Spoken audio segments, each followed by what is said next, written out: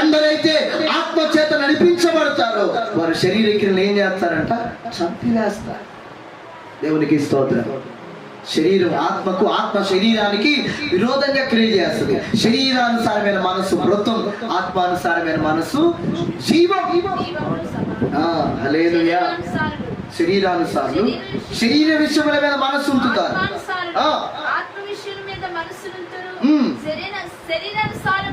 మనస్సు మరణం,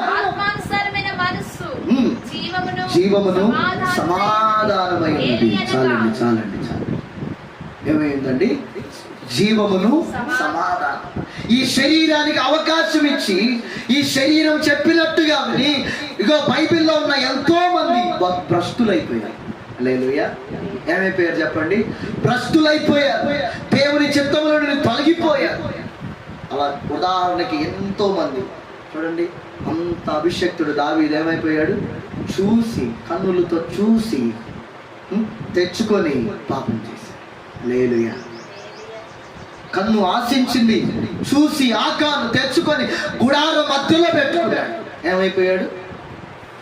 తన కుటుంబంతో సహా సజీవ సమాధి, రాళ్లతో కొట్టబడి చంపబడ్డాడు. హల్లెలూయా. హల్లెలూయా.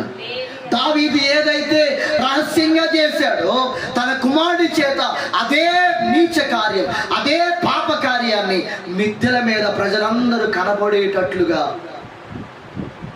చేశాడు. తెలుసండి, వాక్యంలో ఉంది. హల్లెలూయా.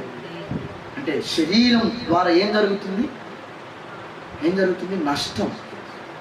అందుకే మీ అవయవాల్లో పోరాడు, మీ భోగేచ్ఛల వలననే మీలో ఏం కలుగుతుందంట?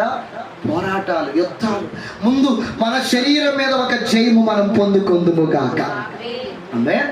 ఇప్పుడు ఏ పోరాటం ఉంది మనకి? ముందు శరీరముతో పోరాటం. ఇప్పుడు చెప్పండి, నా శరీరం మీద నాకు జయం కావాలని వారి స్తోత్రం చెప్పండి.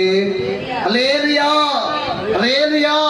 శరీరాన్ని ఏం చేయాలంటే, మన భాషలో చెప్పాలంటే ఏం చేయాలి చెప్పండి? తొక్క తీసి, అదే కదా, అదే ఏమంటారు దాన్ని? తోలు తీసి, హల్లెలూయా, అంటారండి. నార తీసా, తోలు తొక్కి నార తీసి ఎండేయాలంట. దేవుడికి ఇష్టం. ఏం చేయాలి? తొక్కి నార తీసి ఎండేయాలి. ఎండెత్తే ఏమవుతుంది? మడమడ కాలుతా ఉంటుంది. హల్లెలూయా. హల్లెలూయా. అందుకే ఈ శరీరం ఎప్పుడు బలిపీఠం మీద పెట్టబడతా ఉండాలండి. హల్లెలూయా.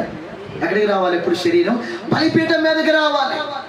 అందుకే మోకరింపజేసేది, అందుకే చేతులు ఎత్తేది, అందుకే కళ్ళు మూసుకునేది, అందుకే అటు